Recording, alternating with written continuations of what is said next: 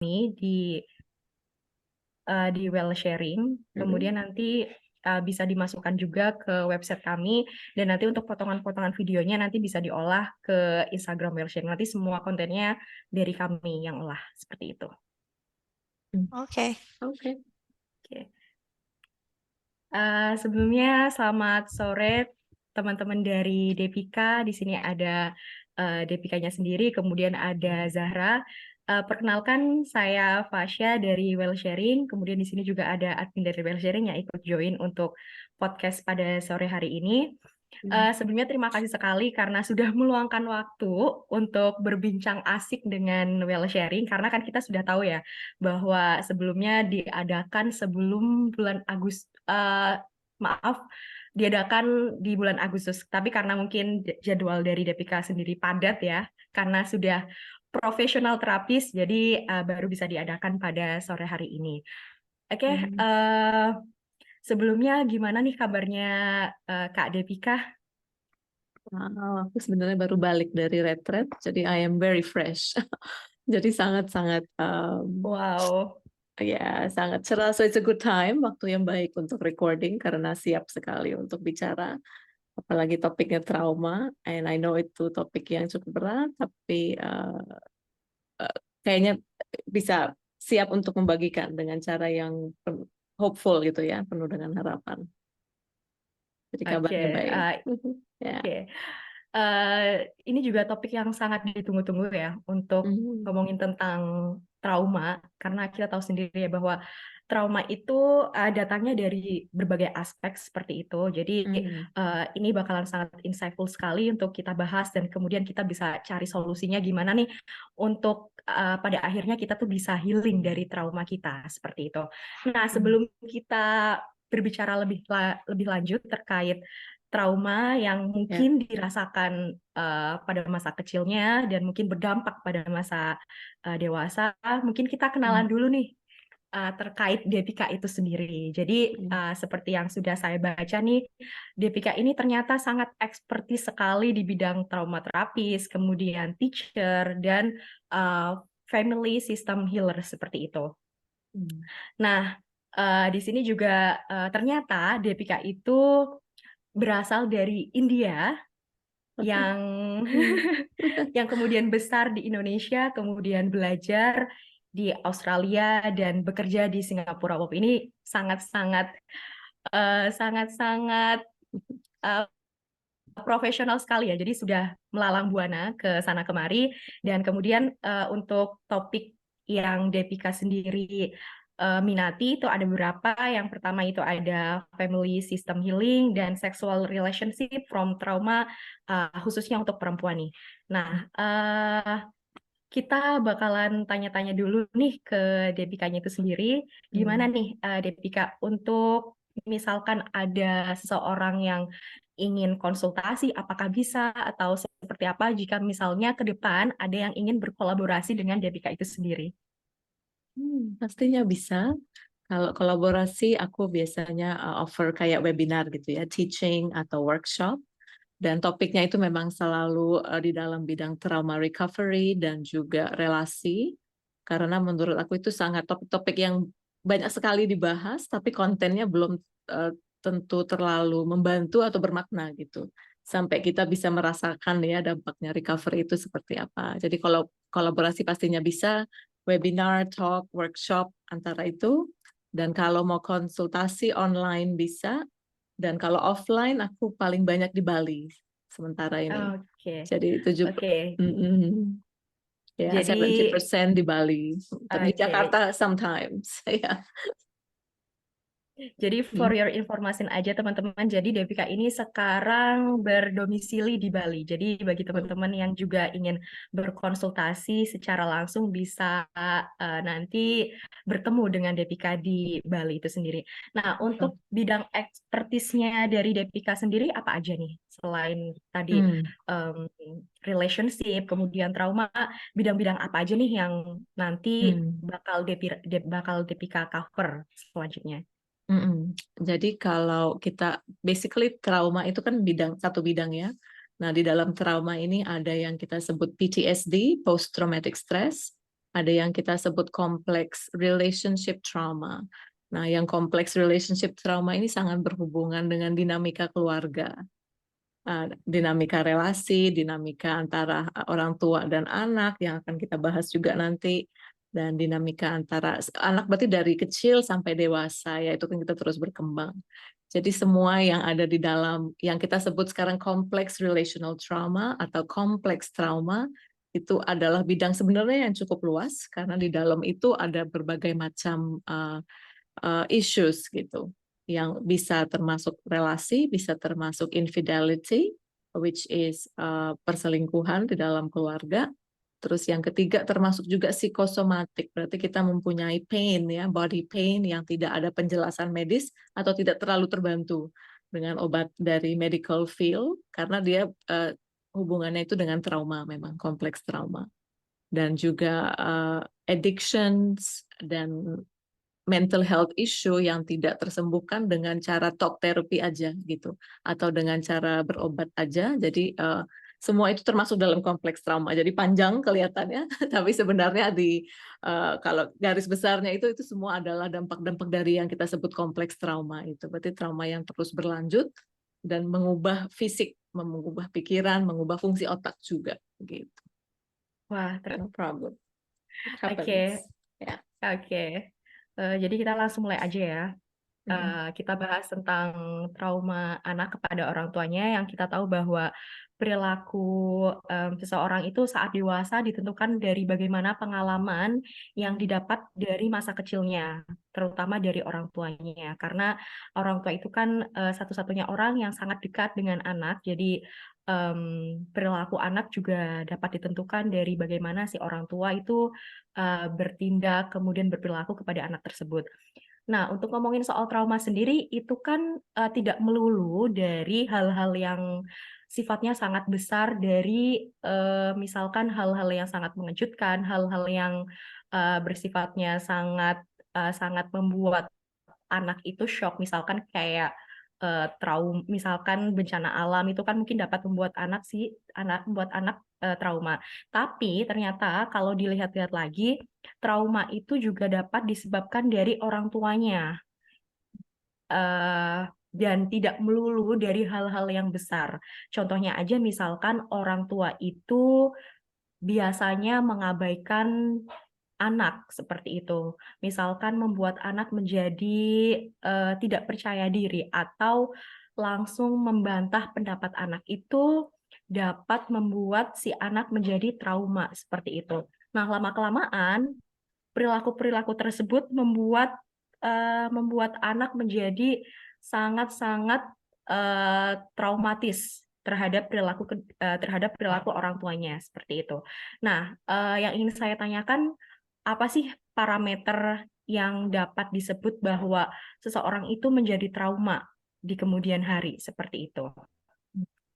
Iya, mungkin kalau aku berangkat dari apa yang Mbak Arina bilang ya, trauma itu ada dua macam. Yang pertama itu trauma kalau kita dalam teorinya kita sebut trauma dengan huruf T besar gitu, big T trauma. Nah, ini adalah sesuatu yang terjadi satu kali atau mungkin beberapa kali, tapi dia tidak terus-menerus gitu ya. Jadi dia ada waktu terbatas dan kemudian dia berhenti gitu.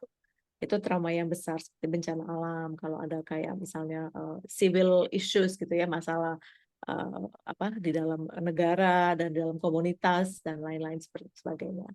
Tapi kalau yang kita sebut complex relational itu berarti dia itu terjadi pelan-pelan tapi sering dan terus-menerus gitu. Kayak pengabaian atau misalnya orang tuanya emosinya tidak stabil, jadi penanganan terhadap anak juga tidak stabil gitu ya. Jadi yang kita sebut itu too much. Kalau bahasa Inggrisnya we say too much too soon. Jadi apa yang terjadi itu melampaui batas dan kapasitas anak itu untuk bisa mengatasi dengan baik. Gitu. Yang apa yang terjadi kalau kita ngomong parameternya itu bisa bermacam-macam sebenarnya.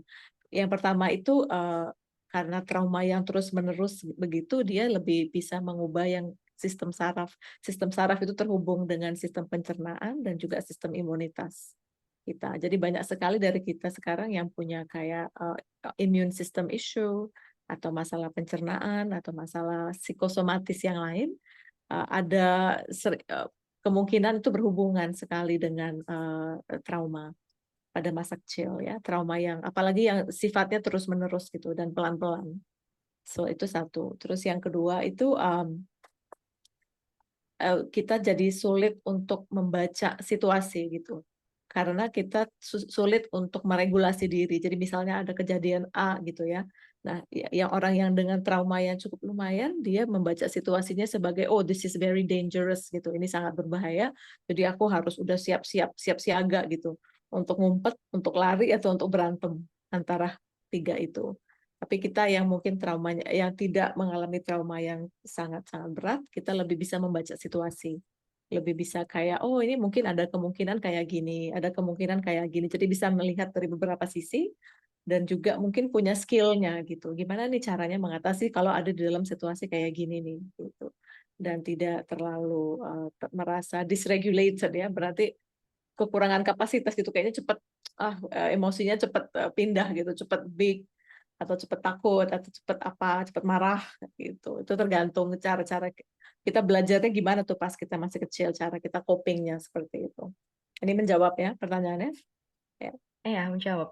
Hmm. Biasanya kalau faktor-faktor apa yang menyebabkan anak itu mengalami Hmm. trauma terhadap orang tuanya seperti itu? Hmm. Kok Oke. sampai kok sampai mempunyai trauma terhadap orang Hmm. tuanya sendiri itu apa aja faktor-faktornya? Hmm. Oke. Apa yang terjadi gitu maksudnya ya, hubungan Iya, apa antara yang anak dan orang tua. Oke, ini biasanya trauma itu kan turun ya di dalam keluarga gitu. Jadi misalnya ibu, eh, kita pakai ibu dulu ya, ibu kayak mungkin ada situasi A, ibu tidak bisa meregulasi diri, akhirnya dia marah gitu. Bisa antara marah besar atau mungkin melakukan sesuatu yang menakutkan untuk anak, kayak suka kunci gitu. Banyak orang tua zaman dulu tuh suka kunci anak di dalam ruangan gitu ya. Hmm. Kiranya kan, oh it's okay gitu. Nanti biar diem sendiri. Nah, itu padahal buat anak yang sangat-sangat membutuhkan orang tua dan membutuhkan orang dewasa itu sangat menakutkan gitu. Untuk sendiri di ruangan, terus nggak dikasih waktu juga kan. Ya udah di situ aja sampai kamu diem gitu. Nah, itu sebenarnya hal-hal yang cukup menakutkan dan itu berdampaknya sampai dewasa gitu. Terus itu yang kedua. Atau yang ketiga itu pengabaian kayak tadi yang Mbak Arina bilang. Jadi mungkin kadang-kadang ini sangat sering terjadi ya, mungkin banyak orang nggak sadar, apalagi kepada ibu-ibu yang baru melahirkan, itu depression is a very normal thing gitu setelah melahirkan. Jadi dia depresi atau ibu itu attention-nya tidak cukup untuk anak karena memang dia harus menjaga diri sendiri dulu atau mungkin punya masalah dengan keluarga atau dengan pasangan, akhirnya kebutuhan anak juga terabaikan. Nah, anak ini bisa merasa kok aku sebenarnya kurang penting nih kayaknya. Udah terbiasa gitu, terbiasa tidak diperhatikan, terbiasa tidak diberikan enough attention gitu atau diabaikan. Nah, ini sebenarnya tiga sih. Pertama itu very big feeling sampai akhirnya suaranya kenceng, marah-marah. Yang kedua itu menakutkan untuk anak, kayak kunci di dalam ruangan. Yang ketiga itu pengabaian. Usually karena mungkin orang tuanya memang fokusnya ke tempat lain gitu ya. Atau lagi depression for moms itu cukup sering juga. Kalau misalkan keadaan emosional orang tua yang tidak stabil seperti itu bisa Mm-mm. mengaruhi anak menjadi trauma tidak? Iya, definitely. Ya kan, orang tua yang tidak stabil berarti ya antara tiga itu yang akan terjadi. Yang pertama itu dia sangat cepat untuk kayak mempunyai emosi yang besar gitu ya, marah, suaranya keras, itu juga menakutkan. Yang kedua itu cara mengatasi ke anaknya itu bukan dengan bicara tapi malah dengan menakutkan anak juga gitu, kayak di-threaten gitu kan, diancam atau ntar kamu nggak gini aku kayak gini gitu. Atau yang ketiga kalau tidak stabil ya orang tua itu tidak punya energi buat anak berarti karena energinya habis buat diri sendiri gitu untuk menjaga diri sendiri dulu, jadi buat anak itu sisanya sedikit sekali atau kurang anyway. Ya. Biasanya trauma itu kan dibawa dari kecil hingga dewasa seperti itu. Nah, Ya. dampak dampak ketika dewasa itu perilakunya menjadi seperti apa ketika seorang itu mempunyai trauma di masa kecilnya seperti itu. Yang Mm-mm. mungkin orang tersebut tidak sadar bahwa dia itu ternyata mempunyai trauma yang dibawa dari kecil. Oke. Eh, Interesting question. Jadi kalau ini kita melihat gitu ya, kalau kita di dalam situasi yang cukup banyak, kita merasa kalau emosi kita itu out of control, berarti kita tidak bisa mengendalikan diri gitu. Walaupun tahu kita seharusnya nggak melakukan itu, tapi kita merasa kalau di dalam diri kita ada emosi yang jauh lebih kuat daripada diri kita sendiri. Sampai kita udah susah mengendalikan diri gitu. Jadi harus ada efeknya, harus teriak, harus berantem, harus form a lot of men gitu ya. Pria itu mungkin sampai physical violence kayak gitu. Itu berarti kita punya emosi lebih besar dari kita. That is one indication. Indikasi trauma itu salah satunya itu. Terus yang kedua itu kita tidak ada skill untuk menyelesaikan masalah. Jadi kalau ada konflik, contohnya, kita itu yang kita lakukan itu kita melarikan diri. Kita itu langsung ngumpet, langsung nggak bisa membereskan masalah, akhirnya menumpuk dia. Masalahnya jadi tambah rumit dan kita merasa itu tidak terselesaikan. Karena kita kebiasaan melarikan diri dari masalah. Dan melarikan ini juga sangat terhubung dengan addiction. Addiction berarti apa? Kecanduan ya, karena itu cara kita untuk menenangkan diri gitu. Karena nggak bisa menghadapi kita akhirnya, sorry. Jadi melarikan terus kita menenangkan diri gitu. Itu ada hubungannya dengan kecanduan juga.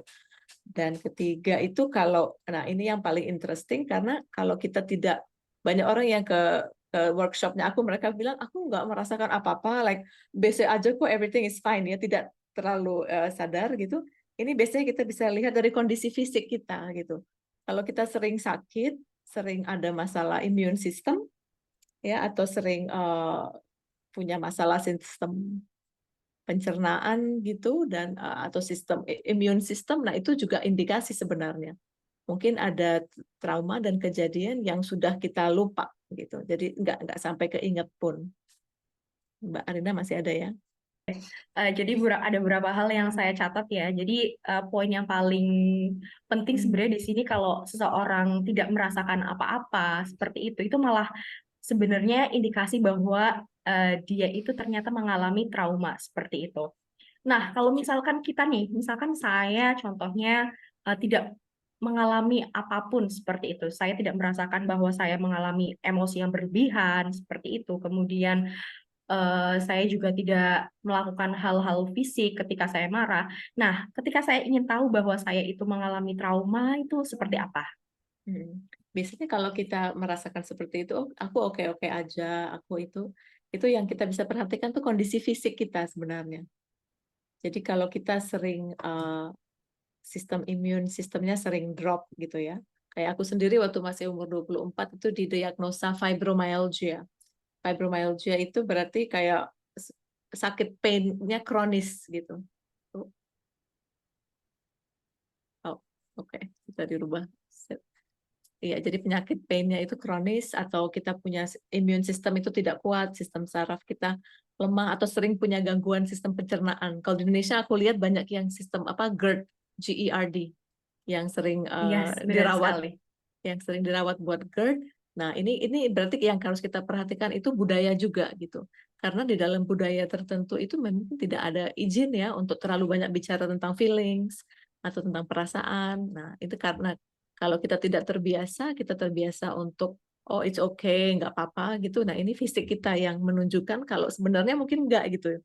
Mungkin ada kejadian-kejadian yang kita lupa atau ya biasanya sih lupa gitu ya, nggak ada memori seperti itu. Ini menarik sekali ya bahwa di Indonesia sepertinya banyak sekali yang mengalami gangguan GRD tersebut ya. Karena misalkan saya sendiri kalau misalkan sedang mikir berat seperti itu tuh pasti larinya ke GRD seperti itu. Itu berarti salah satu indikasi bahwa ternyata kita itu tubuhnya atau fisik kita itu dan mentali kita sedang tidak baik-baik saja seperti itu. Betul, Itu ya, menarik sekali. betul, betul. eh Kalau misalkan di suatu saat kita misalkan terpicu oleh hal yang membuat kita trauma, nah tindakan apa sih yang dapat membuat kita itu menjadi misalkan calm dan bisa mengontrol.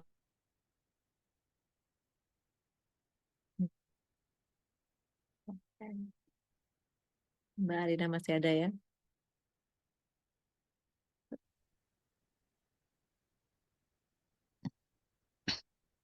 Ya, freeze lagi.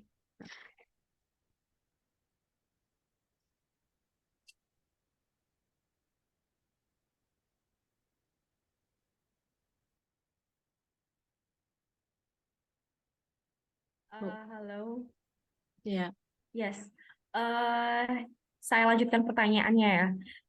Bagaimana kalau misalkan suatu saat kita itu bertemu dengan hal-hal yang membuat kita terpicu oleh trauma tersebut. Jadi hal terpenting apa yang bisa membuat kita itu tidak tertrigger oleh hal yang membuat kita itu menjadi mengingat trauma-trauma tersebut. Wow, kalau yang tidak tertrigger kayaknya tidak realistis. Atau itu pelan-pelan sebenarnya, itu Um, proses. Karena trigger itu memang cara. Sebenarnya trigger itu sendiri adalah informasi sih sebenarnya kan ya. Oh, kalau yang ini trigger berarti mungkin kita ada yang belum kita perhatikan seperti itu. Ya kan? Jadi the best answer I can give is buat semua orang yang memang sudah merasakan mungkin ya, maybe I need to work on trauma gitu. Yang pertama itu membuat tubuh kita itu tempat yang aman. Itu selalu saran pertama. Karena kalau dalam trauma itu apa yang terjadi, sistem saraf kita itu yang pertama yang terganggu.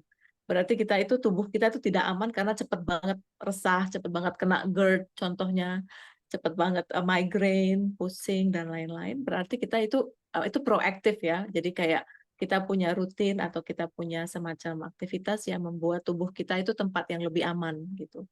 Jadi ini bisa dengan cara kayak belajar pernafasan, bisa dengan cara buat some people kayak sound healing atau dengan cara yoga. Itu pribadi buat aku yoga was very good.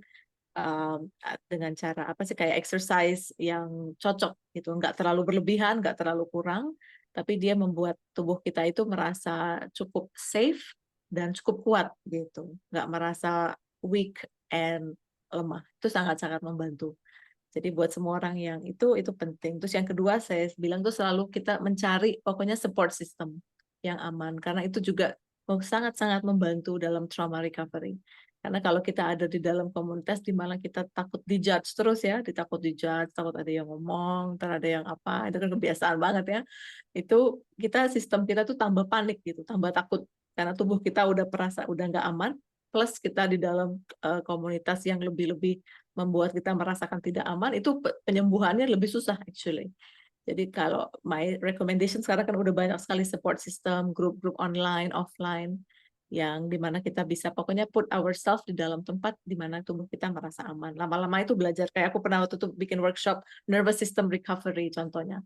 Itu belajar tenang, belajar untuk support your own body pakai touch therapy gitu untuk belajar meregulasi diri. Nah, kalau kita praktek ini lama-lama itu kalau kita ketemu trigger biasanya kita at least punya cara cepat gitu untuk pindah dari tidak aman ke aman gitu. Mungkin kita keluar sebentar kita udah punya oke aku nafas dulu atau aku telepon temen yang ini dulu karena yang ini sangat-sangat membantu bisa bikin aku tenang gitu atau mungkin aku ikut kelas yoga hari ini because I'm not feeling good gitu ya. Jadi buat semua yang mau trauma recover sih mulai dari body is a good thing. Cara pertama yang aku selalu rekomendasi, at least try something where you feel safe and you feel peace gitu. Dan atau yang punya teman yang baik, yang bisa nggak judge, make us feel safe itu juga penting-penting banget gitu. That will be 101 ya trauma recovery step pertama gitu. Ya. Oke, berarti kalau misalkan kita bertemu dengan hal yang men-trigger tubuh kita, itu pasti tubuh kita itu merespon seperti itu ya. Tapi mungkin Ya. hal-hal tersebut mungkin bisa diminimalisir dengan misalkan tadi Hmm. trauma healingnya misalkan dari touch body dan lain sebagainya seperti itu. Ya. Wah, Ya. menarik sekali. Itu mungkin bisa dilakukan oleh teman-teman nanti ketika misalkan menemukan hal-hal yang membuat teringat kembali akan traumanya, mungkin bisa dicoba akan hal seperti itu. Nah, untuk trauma itu kan mungkin tidak bisa disembuhkan 100% seperti itu, atau bahkan ada seseorang yang mungkin tidak menyadari bahwa dirinya trauma. Nah, apakah mungkin di kehidupan relasinya itu berpengaruh terhadap mungkin misalkan kita punya trauma, apakah berpengaruh juga terhadap relasinya dengan pasangannya jika traumanya itu tidak disembuhkan seperti itu? Iya, salah satu ini dari results ya hasil akhir dari trauma itu kita develop coping yang mungkin membuat situasi lebih rumit gitu.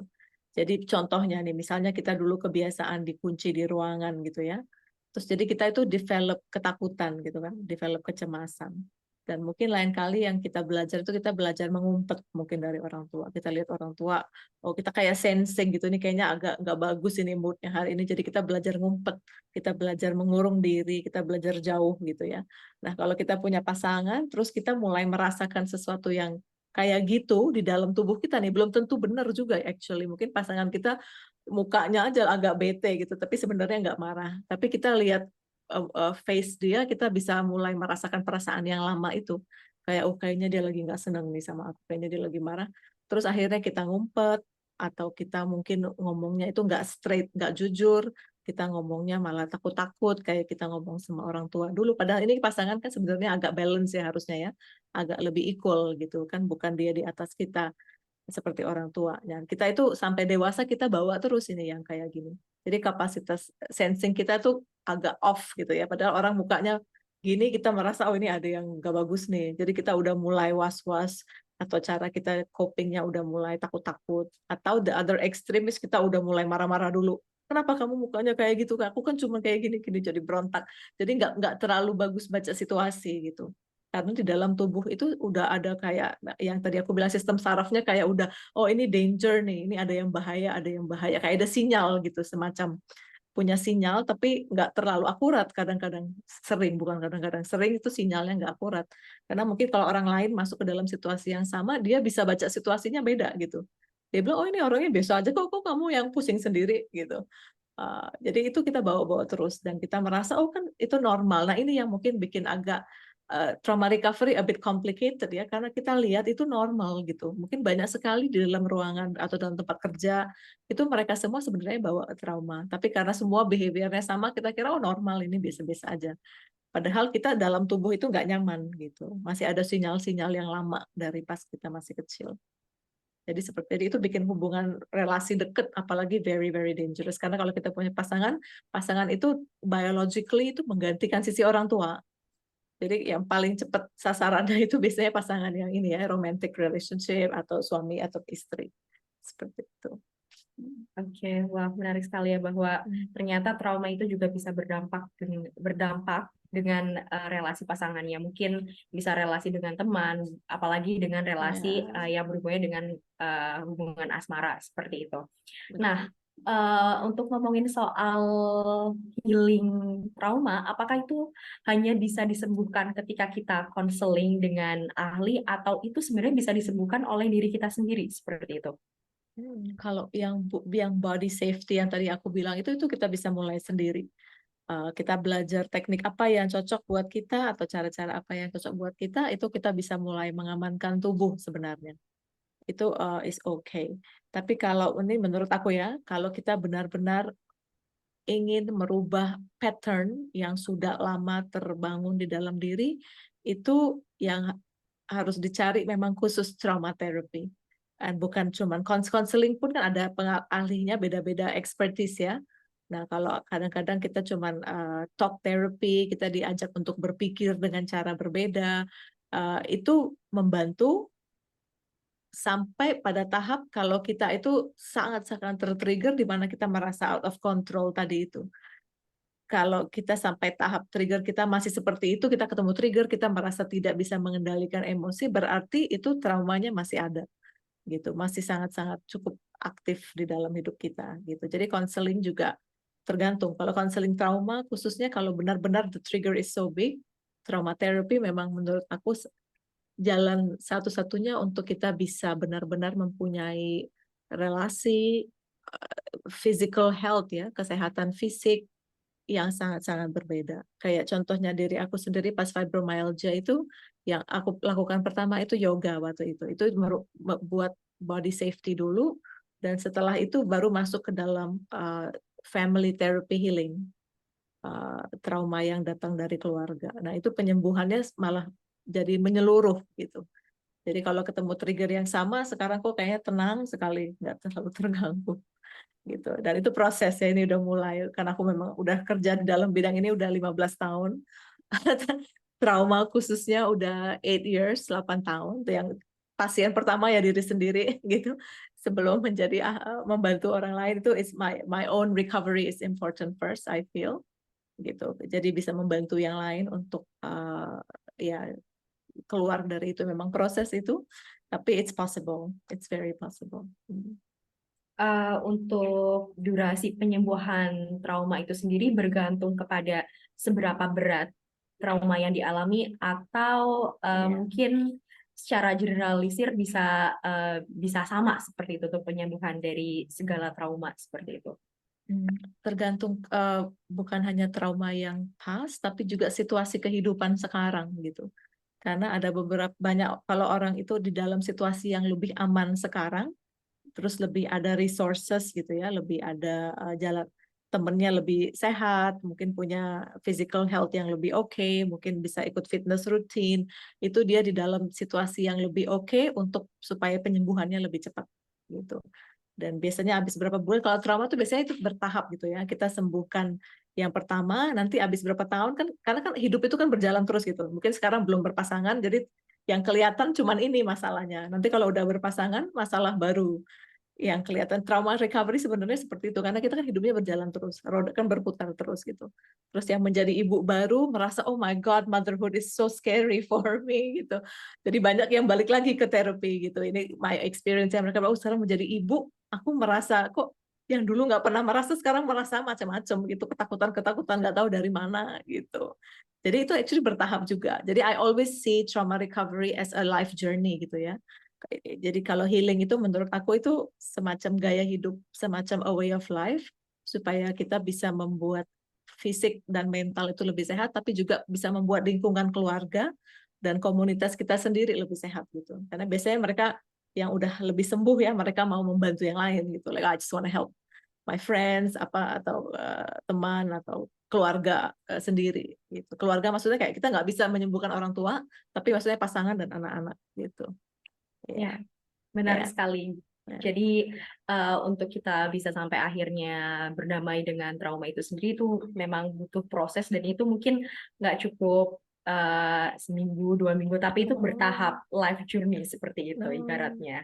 Iya, karena yang banyak orang nggak sadari itu mereka kira trauma itu cuma terjadi di dalam hidup kita, padahal ini generational trauma gitu. Karena semua kita kan punya komunitas sendiri, like you are from Indonesia, I'm Indian. Kita punya our country trauma juga kan. Setiap negara kan punya trauma masing-masing. Itu kan selalu berdampak ke komunitas, terus berdampak ke keluarga. Nah, jadi kalau ibu yang misalnya punya anak dalam situasi kondisi peperangan gitu, itu kan stress levelnya beda buat ibu itu. Mungkin tadinya kalau lagi tenang, ibu itu happy-happy aja, maybe. Tapi karena ada stres dari peperangan atau dari masalah keuangan, ekonomi, itu kan sangat-sangat berdampak ke keluarga gitu ya.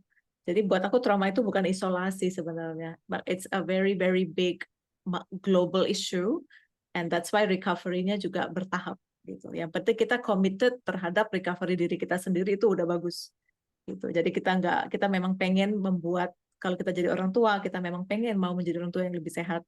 Jadi kalau kita perlu budget buat trauma therapy, biasanya my advice is always that if you have budget for your recovery kalau mau jadi orang tua. Kalau mau merit, budget for your recovery and then do some therapy. Itu kan bertahap, nggak bisa sekaligus karena kan itu proses juga gitu kan ya. Yeah, so it's a lifestyle. Kalau for me personally, it's a lifestyle of recovery. Yeah, yeah. Oke, ini juga saya baru tahu ya bahwa ternyata mungkin seseorang merasa dirinya bahwa sekarang dia tidak mengalami trauma apapun, tapi mungkin kalau ketika dihadapan oleh suatu hal, misalkan ibu baru seperti itu, yang kemudian dihadapi situasi baru untuk merawat anak, menyusui dan segala macam, mungkin trauma-trauma yang ada pada dirinya sejak dulu mungkin itu bakal bisa tertrigger lagi seperti itu. Betul. Kalau baru menikah juga, like for a lot of women yang baru menikah, mereka langsung merasa panic gitu dalam mengatasi kehidupan rumah tangga, mengatasi in-laws ya, keluarga pasangan, begitu banyak sekali. Terus kalau menjadi ibu tantangan baru, bapak juga bisa depression juga ternyata. Terus nanti anaknya udah remaja, sexuality issues, jadi itu masalah yang baru. Gitu. Jadi memang buat aku sih recovery is a lifestyle ya, is a way of life. Jadi dalam setiap tahap kehidupan kita itu proaktif gitu. Kalau kita mau menjadi lebih sehat gitu. Wah, berarti ini ilmu baru dari Devika bahwa sebenarnya recovery itu adalah lifestyle seperti itu yang mana kita harus aware terhadap diri kita sendiri, butuhnya seperti apa, maunya seperti apa, dan pada akhirnya kita bakal lebih sehat secara mental, secara fisik juga seperti itu. Menarik Definitely. sekali. Definitely. Yeah, I'm advocate for recovery as a way of life. Yeah. Ini pertanyaan menarik juga bahwa bagaimana berdamai dengan orang tua dan membangun komunikasi yang baik meskipun seorang anak mengalami trauma dengan orang tuanya. Mungkin nih dia tidak bisa menyembuhkan dirinya sendiri dari traumanya sendiri, tapi dia ingin memulai berkomunikasi dengan baik dengan orang tuanya meskipun ada traumanya dari diri dia sendiri. Nah, itu bagaimana cara mengatasinya? Wow, difficult question. Okay.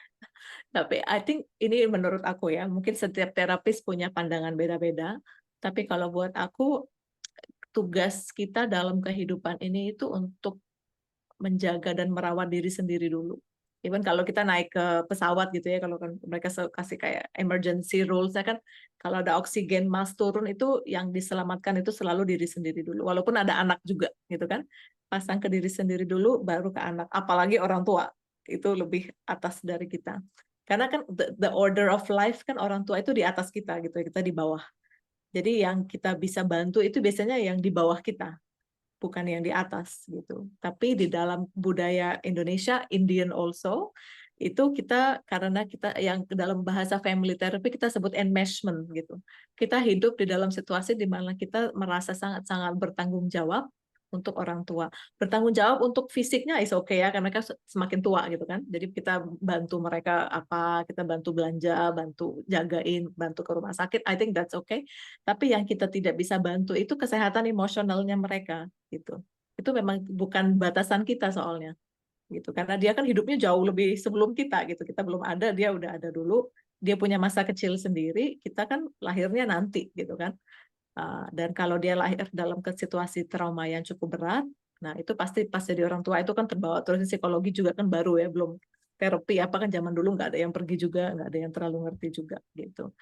Jadi kalau buat aku saran pertama itu your first responsibility, tanggung jawab pertama kita itu adalah hidup kita sendiri gitu. Semua yang bisa kita lakukan untuk berdamai dengan luka sendiri, inner child ya. Kalau di sini kan banyak yang ngomongin inner child. Dengan inner child sendiri, dengan luka diri sendiri, dan dengan trauma diri sendiri itu dulu gitu.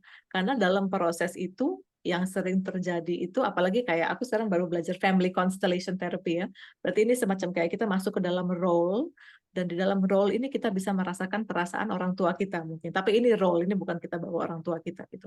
Nah, dalam proses terapi seperti yang ini, trauma terapi seperti ini, kita itu bisa mengadakan yang aku sebut compassion gitu. Jadi kita mulai kita nggak paksa, tapi kita kayak ya udahlah, memang semuanya kan punya jalan hidup sendiri, dan jalan hidup orang tua kita ya melewati masa-masa sulit itu sampai akhirnya tidak bisa menjadi orang tua yang terbaik. Nah, tapi ini kita nggak bisa paksa gitu. Karena banyak sekali anak-anak ke aku yang mau 20-an, 30-an, I want to forgive my parents. I said, and forgiveness itu berarti kita menempatkan kita di atas mereka gitu. Kita, oh, aku forgive kamu gitu. I forgive you. So you are lower than me. Padahal kita yang lebih kecil sebenarnya. Jadi yang lebih pas itu kita berdamai dengan diri, kita urus hidup kita sendiri sampai indah gitu. Hidup kita sendiri is beautiful. Hidup kita sendiri itu is a recovery story, like a way of life. Pas kita udah tenang, kita udah nyaman, kita udah bisa mungkin membangun keluarga atau bisnis atau whatever we do yang cukup indah buat kita, itu lebih gampang untuk kita berdamai karena kita udah happier. Kita udah happier, kita berdamainya juga lebih gampang. Dan biasanya kalau kita ikut trauma therapy yang kayak model yang kayak aku bilang tadi, kita malah jadi kayak ada compassion gitu. Okay, everybody has a life process gitu. Jadi nggak terlalu dipaksa. Itu sih menurut aku, memang itu proses. Dan aku nggak pernah maksa kayak, oh you have to forgive your parents, you have to berdamai, karena memang trauma semua juga beda-beda. Some parents unfortunately have done very terrible things gitu ya. Unfortunately memang itu sangat-sangat membuat luka yang cukup-cukup dalam gitu.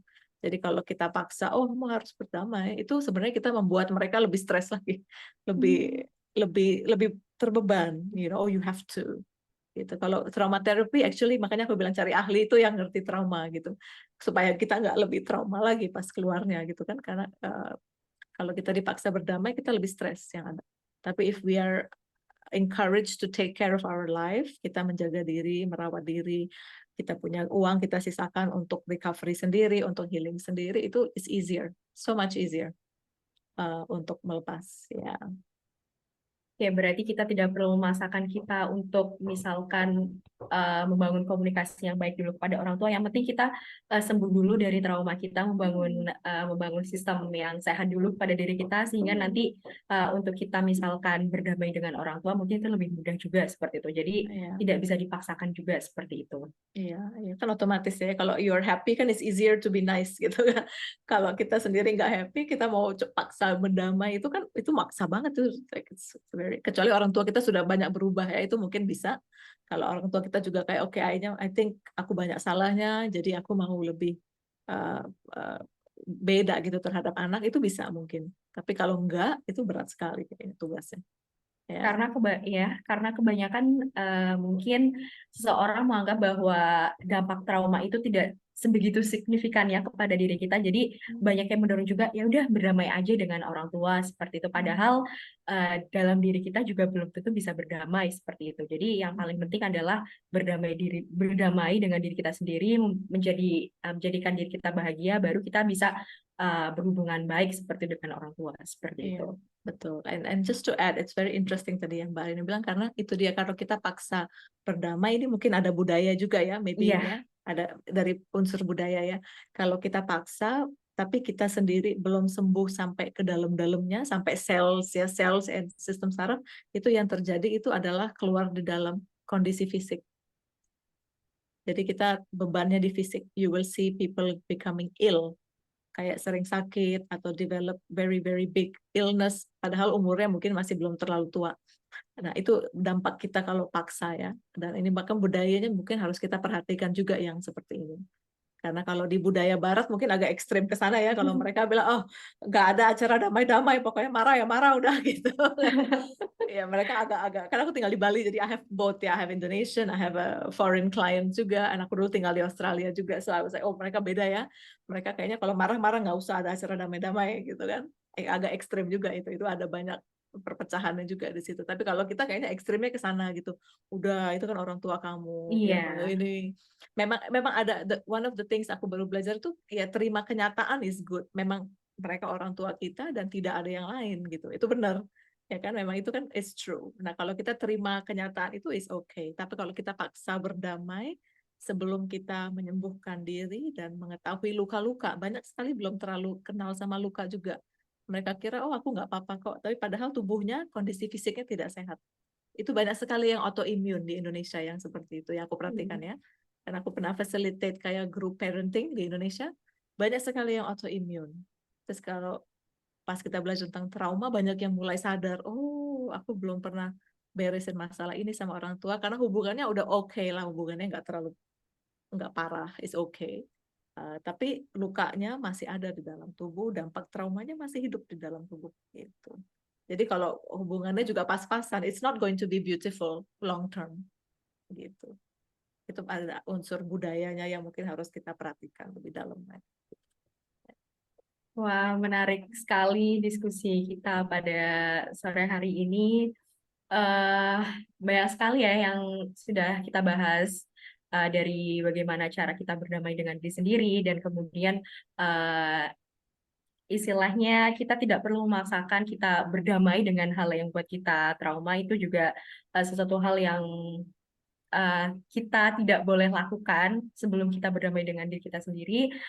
eh Mungkin itu saja diskusi kita sore hari ini. Untuk nanti kontennya akan available di website juga Instagram Will Sharing. Dan jangan lupa follow Debika untuk bisa berkolaborasi dan juga mungkin bagi teman-teman yang ingin melakukan trauma terapi atau konseling bisa juga. Terima kasih untuk Debika dan tim. Mudah-mudahan kita di lain kesempatan juga bisa berkolaborasi lagi di berbagai kesempatan juga di berbagai acara seperti itu. dengan bisa. Trauma recovery workshop we can. Yes. Iya, Ya, benar sekali. Karena di Well Sharing sendiri, karena pengikutnya juga anak muda, kemudian pasangan muda, nah mungkin kita bisa lakukan semacam workshop konseling terapi seperti itu yang nanti bisa diakses oleh semua orang seperti itu. Ini mungkin baru awal awal kita berkolaborasi dan mungkin kedepannya kita juga bisa berkolaborasi lebih jauh seperti itu. absolutely. I will be happy. Ya. Ya. Terima Oke, kasih. thank you Mbak Iya, Rina. terima kasih Kak Zahra Terima juga kasih. dan Ya, tim Devika. ya, thank you. Oke.